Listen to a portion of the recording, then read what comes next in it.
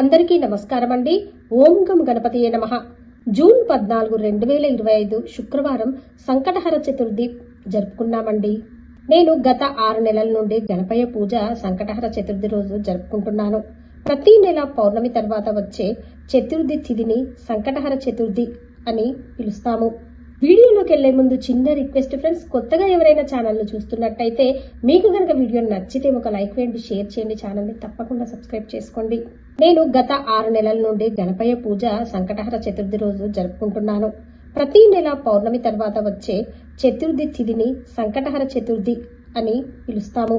మా సమీపంలోని శివాలయంలో కవితమ్మ అనే ఆవిడ గొప్ప అమ్మవారి భక్తురాలు. తను ప్రతి నెల గుడిలో గణపయ్యకు శాస్త్రోక్తంగా పూజలు చేపిస్తూ ఉంటారు. అలా నేను 4-5 నెలల నుంచి గుడికి వెళ్లి సంకటహర చతుర్థి గణపతి పూజలో పాల్గొన్నాను. నాకు చాలా సంతోషంగా అనిపించింది. అలాగే నేను అనుకున్న పనులు కూడా నెరవేరడం ప్రారంభమయ్యాయి. దానితో నేను మా ఇంట్లో సంకటహర చతుర్థి రోజు గణపయ్యకు పూజ చేయడం ప్రారంభించాను. ఇంకా నాకు ఆ గణపయ్య నా తోడుగా ఉండి నా కష్టాలను ఒక్కొక్కటి గట్టెక్కిస్తూ వచ్చాడు. ఎందుకంటే నేను అనుకున్న పనులు అన్నీ జరుగుతున్నాయి. ఆ పనులు కూడా ఇన్ టైంలో జరుగుతున్నాయి. వాయిదాలు పడటం లేదు. మనం ఒక్కొక్కసారి ఎంత ఎఫర్ట్స్ పెట్టినా ఆ పనులు ఆఖరి సమయంలో వాయిదా పడడం ఎన్నో సందర్భాలలో మనం చూస్తూ ఉంటాము. కానీ ఇప్పుడు సంకటహర చతుర్థి రోజు గణపయ్య పూజ భక్తి శ్రద్ధలతో, ముఖ్యంగా గణపయ్యపై నమ్మకంతో పూజ చేస్తే అనుకున్న పనులు జరగడమే కాకుండా మన కష్టానికి ప్రతిఫలం కూడా వస్తుందండి. న్యాయబద్ధమైన కోరికలు మనం చేయగలిగేవి కోరుకోవాలండి. అత్యాశకు పోయి ఒక్క రోజులో కొండను పిండి చేయాలి అని కాకుండా ఒక్కొక్క స్టెప్ బై స్టెప్ మనము అనుకున్న రంగంలో కెరియర్ లో ముందుకెళ్లాలి అనుకుంటూ గాని, మీరు అనుకున్న కోరిక నెరవేరాలన్నా దానికి తగ్గట్టుగా కృషి చేస్తే ఆ గణపయ్య తప్పకుండా మనకు తోడుగా ఉండి మనకి విజయాన్ని చేకూర్చగలడని, మనం అనుకున్న రంగంలో ముందుకు సాగడంలో గణపయ్య ఎప్పుడూ మనకు తోడుగా నిలుస్తాడనడంలో ఏమాత్రం సందేహం లేదండి. జ్యేష్ఠ మాసం కృష్ణపక్షంలో వచ్చే చవితిని కృష్ణ పింగళ సంకటహర చతుర్థి అని పిలుస్తామండి. ఈ రోజున వినాయక పూజ చేస్తే సర్వ విఘ్నాలు తొలగుతాయని మన నమ్మకం. గణేష పురాణంలో అనేక కథల రూపంలో కృష్ణ పింగళ సంకష్టహర గణపతి వ్రతం చేసిన లేదా గణపతి పూజ చేసిన కలిగే ఫలితాలు చక్కగా వివరించారండి. పుత్ర సంతాన ప్రాప్తి, బ్రహ్మహత్య పాతకం, వికలాంగ దోష నిర్మూలనము, రాజ్యప్రాప్తి, కుజ దోష నివారణ, ఇంకా జాతకంలో ఎలాంటి దోషాలున్నా తొలగుతాయని పండితులు చెప్తున్నారు. ఈ వ్రతాన్ని వివాహాలకు ఆటంకాలను తొలగించేదిగా, సంతానాన్ని ప్రసాదించేదిగా, దూరమైన బంధువులను తిరిగి కలిపేదిగా, జాతక దోషాలను పోగొట్టడంలో సాటిలేనిదిగా తెలియజేస్తున్నారు. ఈ పూజ చేయాలని ఉంది కానీ నాకు అంత సమయం దొరకటం లేదండి అనుకునేవారు చాలా సింపుల్ గా గణపతి పూజ చేసుకోవచ్చు. సంకటహర గణపతి వ్రతం అంటే నియమ నిష్టలు పాటించాలి. కానీ సంకటహర గణపతి పూజ అయితే అరగంటలో మొత్తం పూజ చక్కగా చేసుకోవచ్చండి. అయితే వ్రతము చేయడం టైం లేని వాళ్ళకి గణపతి పూజ చాలా సులువుగా అరగంటలో సంకటహర చతుర్థి రోజున నేను చేసుకునే గణపతి పూజా విధానమును వివరిస్తానండి.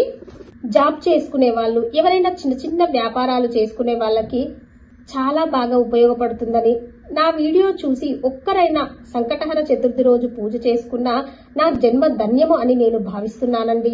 అయితే పూజా విధానం సింపుల్ వేలో సంకటహర చతుర్థి రోజున సాయంకాలం వేళలో చేసుకోవాలండి. మార్నింగ్ యాజ్ యూజువల్ గా దీపారాధన ఎవరమైనా చేసుకుంటాము. అయితే సాయంత్రం వేళ ఆఫీస్ నుండి వచ్చాక స్నానం చేసి ఉతికిన బట్టలు కట్టుకుని, స్వామికి గరిక అంటే చాలా ఇష్టమండి. ముందు రోజే గరిక మీకు ఓపికన్నంత తెచ్చుకొని కడిగి ఆరబెట్టి ఆ గరికను స్వామికి సమర్పించాలి.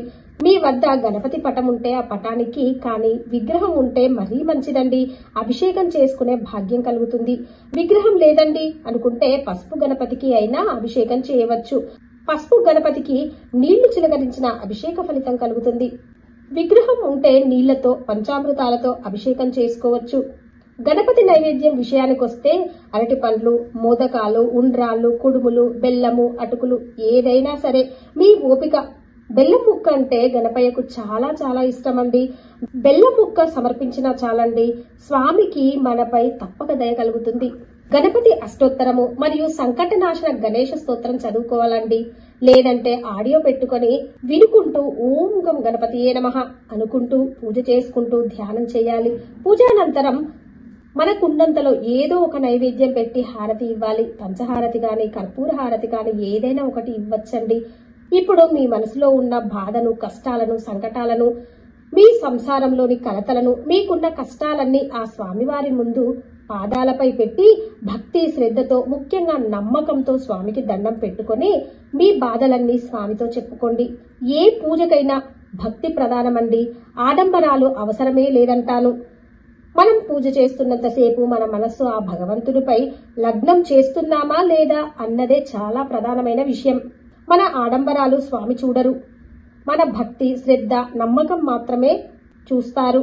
ఇలా చాలా సింపుల్ గా అరగంటలో మీరు సంకటహర చతుర్థి రోజు గణపయ్య పూజ చేసుకుని మీరు మీ కష్టాల నుండి బయటపడాలని, సంతోషంగా మీరు మీ కుటుంబ సభ్యులతో ఉండాలని మనస్ఫూర్తిగా ఆ గణపయ్యను కోరుకుంటున్నాను. మీతో పాటుగా ఆ గణపయ్య మాకు, మా కుటుంబానికి, మనకందరికీ తోడు నీడగా ఉండాలని కోరుకుంటున్నానండి. ఓం గం గణపతియే నమః. ఓకే ఫ్రెండ్స్, మీకు కనుక ఈ వీడియో నచ్చితే ఒక లైక్ వేయండి, షేర్ చేయండి, ఛానల్ని తప్పకుండా సబ్స్క్రైబ్ చేసుకోండి. అలాగే మరవకుండా బెల్ బటన్ నొక్కి పెట్టండి ఫ్రెండ్స్. అప్పుడే నేను చేసే ప్రతి లేటెస్ట్ వీడియో మీ మొబైల్కి నోటిఫికేషన్ రూపంలో వస్తుంది. ఉంటానండి. Thank you for watching.